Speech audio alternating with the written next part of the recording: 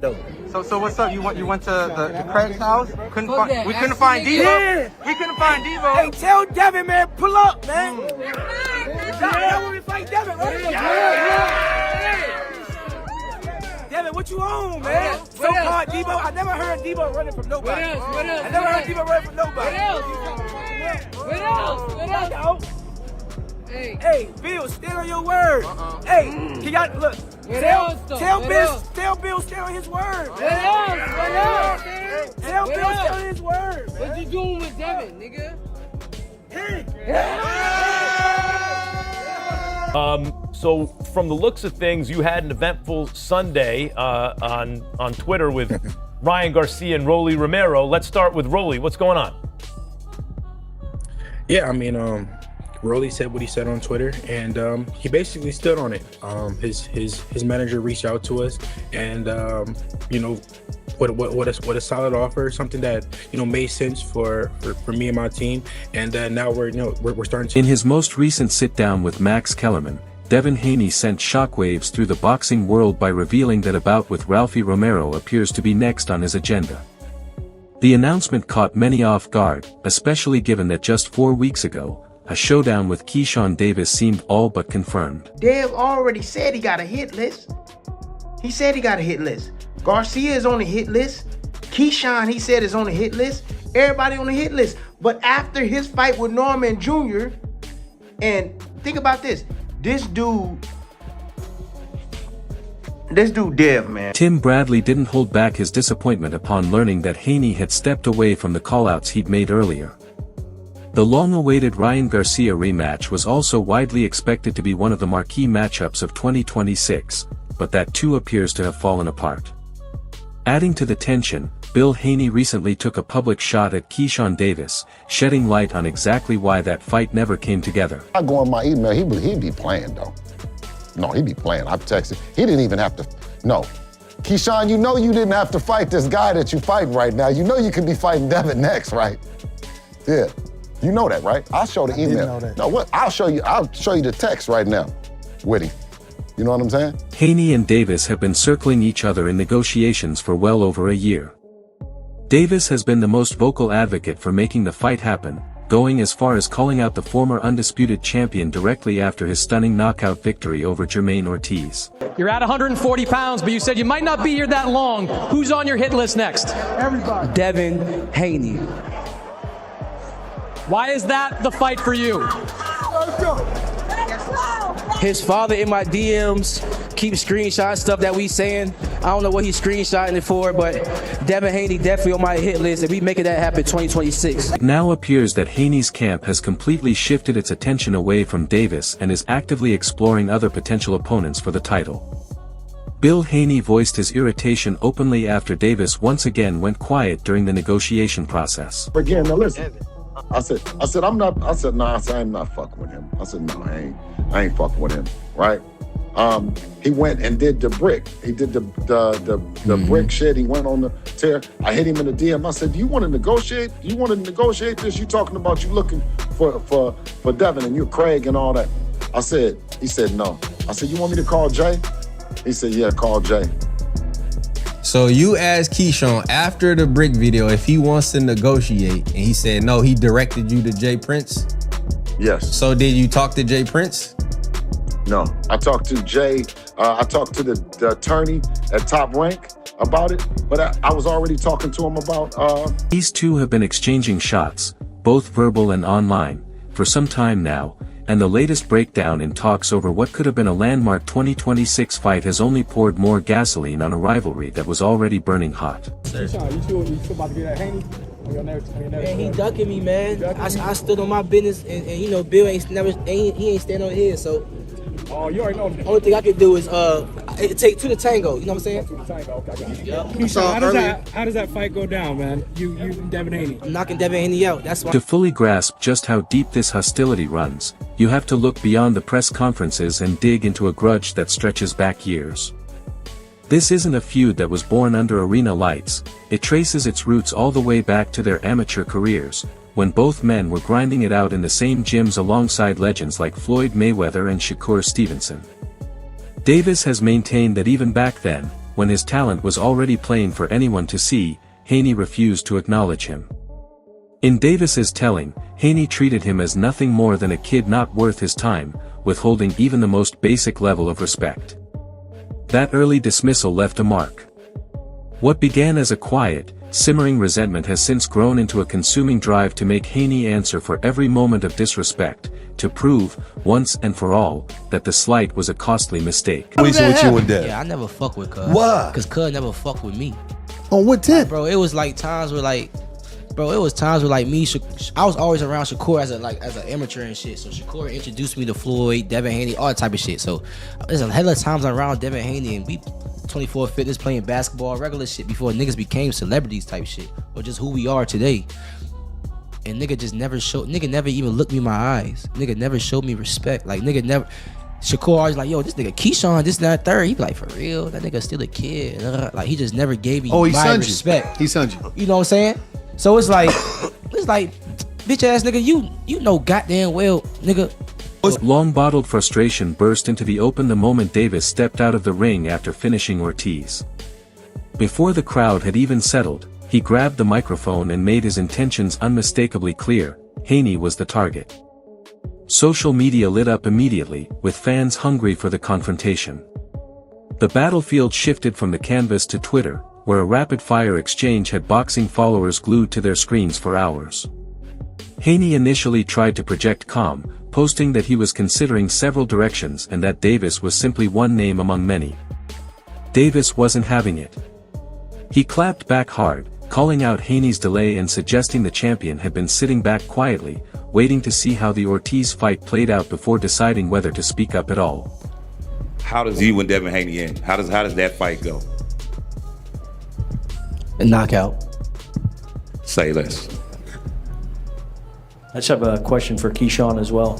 Keyshawn, you feel this is a one and done type of thing at 140 for yourself, or is that only for the Haney fight that you want to move up? No, me and Eddie Hearns was having conversations also about Lewis Crocker. You know what I'm saying? I would love to go to the UK and fight him in the UK. Main event, of course. And I would love to fight Lewis Crocker as well, you know what I'm saying? So it's not just for Devin Haney, but he is on my hit list. Do you think you'll fight again at 140? Yeah, for sure. You know, Dalton Smith is there too. And I just, you know, he cool. He just dapped me up, told me congratulations. He a good dude, you know what I'm saying? But he got that strap that I want. You know what I'm saying? And I'll fight Dalton Smith. Whenever tensions with the champion reach a boiling point, his father and manager Bill Haney is never far behind. He jumped into the online back and forth without hesitation, publicly accusing Davis of chasing attention and notoriety rather than earning his place in line through legitimate competitive merit. A lot of people feel like maybe Devin hasn't responded to Keyshawn since, you know, the whole... He did say that he'll take Lil Bruh in any order, but listen, I'm not listen. It's me. It's me. I'm not paying Keyshawn no attention. You did? Because listen, every time I talked to him, I told him in his face, I said, you didn't have to fight this fight. You could have talked to me and we could have been making this thing happen, right? He told me, he says, I know. He said, I know. He said, I said, okay, I got you in the DMs. I got the DM on your word on it, right? I said, when you get through fighting, is Devin next? Do you want to fight Devin next? He said, yes. And then he switched over and said he wanted to fight Crocker. I saw that. I said, Crocker? I said, oh yeah, I ain't fucking with you. I said, I'm not fucking with you ever again. Now listen. I said, I'm not. I said, nah. I said, I'm not fucking with him. I said, no, I ain't fucking with him, right? He went and did the brick. He did the brick shit. He went on the tear. I hit him in the DM. I said, you want to negotiate? You want to negotiate this? You talking about you looking for Devin and you Craig and all that? I said, he said, no. I said, you want me to call Jay? He said, yeah, call Jay. So you asked Keyshawn after the brick video if he wants to negotiate, and he said no, he directed you to Jay Prince? Yes. So did you talk to Jay Prince? No, I talked to Jay. I talked to the attorney at Top Rank about it, but I was already talking to him about Xander Zayas. So are you not entertaining the Keyshawn fight at all now? Is that what you're saying? No. Okay. So right now the priority is who? In what order? In your mind? I believe that the first priority comes with the redemption match, right? The ultimate grudge match. Two guys having both belts, unification, fight, a fight that the people are saying that Ryan is at his best. That's that's the low-hanging fruit. But of course, all respect to Xander Zayas and that team who we've been talking, you know what I mean, about making this fight happen. If Bill believed a few cutting words would be enough to silence Davis, he miscalculated badly. Davis came back swinging, pulling Bill directly into the controversy and dragging carefully guarded behind-the-scenes details into plain view. He brought up rumored financial offers and deliberately used the messy Romero situation as ammunition, and the media absolutely ran with it. Crazy on the media, you know what I'm saying? I feel I really like that idea. I feel like when I stop Devin Haney won't give you the props of I'm just keeping it a stack with you. Go ahead. Devin Haney will not mean as much as a win over those other two names. I don't want to keep saying their names because we're not focused on. You talking about stopping him though? Yeah, but if that's you a different story. Yeah, Ryan almost stopped him. Almost. But you'll be fighting him after somebody damaged him. That's different. Didn't he just have one of his greatest performances? I know, but there's some damage there. We saw Roy Jones. We saw the best of him. After that damage is a different fighter. You know this. Come on, this is boxing. Okay, let's talk about. Now, let's we're talking about the two. Then. The two. Okay, let's talk about the other dude. You right? Let's talk about the other dude because I'm not fighting Shakur. Let's talk about the other dude. All right. He don't want to fight me, bro. Bro is about tall as that damn desk right there. All right, talk to the camera because he's gonna be watching this. What would you say to him? Bro, you alright. I was cool with you till you said a mental health joke about me. So I don't really respect you for real. But you can fight, bro. You can fight, but since I was 16 and you was 20 something when we sparred, you already knew what type of time I was on. And now that, I'm in this position and I'm all grown up now. Began as a straightforward fighter versus fighter dispute quickly spiraled into something far more personal and chaotic, a full-blown family feud, with both camps pointing fingers at each other and trading accusations over why a deal worth serious money still hasn't been put to paper. The call out. You were smooth, calm. I want Devin Haney. Mm-hmm. Is there any history that we don't know about? Nah, I don't really have a history with Devin, but it's weird because I do got more history with Bill. Bill, when I was coming up in the game, Bill always used to be oh, the businessman. He showed me amazing love. And Devin Haney was just the one that just act like he couldn't see me, which I knew oh, you probably scared of me. Oh, you probably got something to her. I don't know what it was. But I never seen Bill show me so much love and Devin didn't. It was always the same thing, but when it came to me, it was different. But now that is weird because now it's damn. I'm gonna be totally honest. One time on Twitter, back in this a little personal, but he called me a B-word one time on Twitter. And I'm you grown as hell. Why you even coming at a kid like that? But I'm all right, but I respect you differently now, And ever since then, I just looked at them differently. Okay, bet. When I get myself in a real opportunity, I'm gunning for y'all. Super gunning for y'all. And when I see him at the weigh-ins, I don't remember back then. I just remember him saying that. Right. But I seen him at the weigh-ins for MSG. Right. I seen Bill. I walked up to Bill because we was DMing each other. Right. I walked up to Bill. I said what I said, and he told me to stand on it. And I said, after I knock Jermaine out, we gonna fight, right?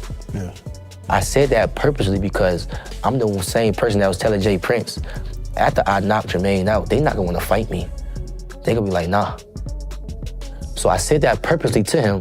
After I knocked Jermaine out, you gonna fight me, right? He said Devin. I said he said it to Bill. Okay. He said, yeah, be a man of your word and stay on it. Yeah, he did say that. Why I ain't get no call out? Why I ain't get we ain't reaching out? And I know what's going on in real time too. They really don't want to fight me, bro. Which I understand. If I was in another man's position. While the two sides continue trading insults online, some of the sharpest minds in boxing have stepped forward with an assessment that reframes the entire storyline. Hall of Famer Tim Bradley recently made a bold and unexpected declaration, stating publicly that Davis has the natural gifts, raw power, and ring-cutting precision to take Haney apart completely. Thou can look smooth in spots, choppy in others. And I noticed that, again, everything he does, every punch he throws, he's trying to create some sort of interference, period. Just trying to create some sort of disruption. You know, even if he jabs and miss, right, and his opposition is close to him and they have an opportunity to hit him, he's quick to recover, right? And he might grab your head or, you know, grab your arms, you know, and don't tie you up and don't allow you to use or catch him out of position. You know, Keyshawn, you know, inside, if you slow down the tape, just do me a favor, watch one of his fights and slow it down, man. You'll be amazed at what you see. It's the small little subtle things that many people don't see that's attached to his game that makes him so damn dangerous. And, you know, yesterday I was talking about balance and getting a guy off balance. Keyshawn, he gets his fighters off balance, but just in a different way, you know, more with physical controls, you know, on the inside, you know, roughing guys up, or, you know, maybe even putting his hand in their face and pushing up on their neck, or, you know, bending down, you know, getting his arm around and you know, getting an underhook under their neck and basically in a headlock, you know, anything to disrupt. Bradley's detailed breakdown rattled the boxing community and chipped away at the polished image of invincibility Haney has carefully constructed around himself. Davis reinforced that same message, stating bluntly that a fight between them would be no contest whatsoever. He maintains that Haney lacks genuine knockout power and carries real defensive vulnerabilities, a bold and sweeping claim on its own, but one that carries considerably more weight now that a respected Hall of Famer has publicly echoed the same view. I'm saying he gonna box you, and that one fight with Ryan, he learned that it's not doing him any favor to sit there and try to trade with a guy. So he gonna box you until he find his openings. And either way, it's a great fight. Either way, it's great experience for both fighters. It's a great fight. Devin is the more experienced pro, you know what I'm saying? And that's where his advantage lies. But Keyshawn is the meaner guy. He's meaner. He want to go to that body. You know what I mean? He want to press you. You know what I'm saying? So this gonna be a good one. Yeah. Who would you favor in that fight? That's gonna be tough, man. It's gonna be tough because we've seen Keyshawn go to rounds, but not at a Devin Haney pace. You know what I mean? I think it's a slight edge towards Devin Haney, but it's like a 55-45 type of situation. Because one thing about Keyshawn is he understands the elite level. He understands the elite level because he's been elite since he was a kid. So he understands it and he knows what he got to do. The problem is we just haven't seen him do it on that stage. You know what I mean? With a Devin Haney. So I say slight edge to Devin Haney, slight. Just because of that 12-round experience? Yeah, man, that means something. A lot of people, you know, they try to never mind that when it comes to power and things like that. But no, you can't take that. That's like a lawyer being, you know, a lawyer for 20 years and then here come a new guy just because he won a couple cases. You know, everybody hype about him. Like, nah, I'm gonna go with the old lawyer because you know why? Just as the excitement surrounding the potential matchup hit its peak, a significant procedural obstacle brought everything to a halt. The World Boxing Organization officially blocked the fight from moving forward, and the reason has left dedicated fans genuinely stunned. For all of Davis's loud declarations about moving up to the 147-pound welterweight division, he has never actually submitted the necessary paperwork to be officially ranked there. He remains registered at 140 pounds. That revelation forced an uncomfortable question into the open: is any of this real, or is it one elaborate publicity exercise? Critics were quick to note that this fits a familiar pattern. Davis has a track record of making attention-grabbing callouts that generate headlines, only to quietly pivot to entirely different opponents once the spotlight fades. He's ducking, he ain't trying to fight, and now he's switching and shifting his attention to the former WBA super featherweight world champion, star boxer, Lamont Rose Jr. So Keyshawn is stating that Devin ain't trying to fight, right?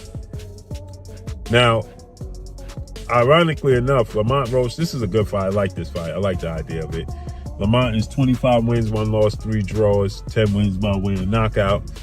Lamont Roach is, in his last 2 fights, he has draws. Isaac Pitbull Cruz, Gervonta Tank Davis. His last 2 fights ended in draws. Lamont Roach and Keyshawn is a very good fight. I like the idea. Lamont Roach He responded. He said, "This the energy I like. Let's make it happen." Isaac Cruz is ducking the rematch with Lamont Rose. The absence of that sanctioning paperwork naturally sent the rumor mill spinning. Speculation went into overdrive when Davis posted a cryptic Instagram story featuring himself alongside Matchroom Boxing's Eddie Hearn and Frank Smith, paired with the caption, "Let's show the world, fellas." The boxing world immediately began trying to decode what that image actually meant. Some believe Davis is playing a sophisticated media game, using the buzz to drive up leverage for a blockbuster deal with Haney. Others are convinced he's simply using Haney's name as a launching pad to build hype for an entirely different, and potentially more profitable, fight with someone else. Whatever the reality may be, the boardroom maneuvering behind the scenes is proving every bit as calculated and cutthroat as anything that happens inside the ropes. Pounds up. Pick on me. But hold up. We got to give credit to Devin for fighting Loma. You know what I'm saying? He has been calling everybody out. He fought Ryan. You talking about the guy that fought Loma, that fought Jermaine Ortiz, had a good fight with him? That's what you talking about? No, I'm saying still Lomachenko. It's still You Loma, talking about though. the guy that fought Jermaine Ortiz and had a good fight with him? That's what you talking about? Yes, brother. Round by round? Actually, in the beginning of the fight, he was losing? All That's right, what you talking about? would you admit Okay, this? cool. Hold He on, fought hold Loma. on. But I'm crazy out here saying I'm really better than these guys, No, though. I'm not saying you're not, but listen. Can you trying to admit hear that that, bro. Loma was one of the best fighters in the world? In the moment, Two yes. Olympic gold medals. There you go, So he bro. still was. But he ain't better than me, though. That's what's going on in your head. I get what you're He's saying. not me, gang. I'm talking about when he fought him. You weren't around. You weren't in that. I was around. Nah. No, but you can't weren't in a position we to can't fight say at that Devin point. ducking. We can't say Devin Oh, ducking. okay, I can't say it. because he's already has a track record of fighting those fights. That's it. He's fighting Ryan, Loma. Let me bring something down to you. And all respect to you, Devin, because y'all are great businessmen over there. But, bro, they know exactly what they're doing. The reason why they try to go up and get another champion at 54, right? You better choose Xander. You better choose Xander. Like, they know how to pick them, gang. Think about me. Let's talk about my track history. I didn't have to fight Limos. Tyring had a whole nother opponent on the table. I fought Limos. I chose Limos. I didn't have to fight De Los Santos. I chose De Los Santos. These guys out here really choosing fighters that they really know they can beat. I can beat everybody, so I'm choosing anybody. That's the difference. Y'all need to wake up, bro. I'm really out here trying to fight any and everybody.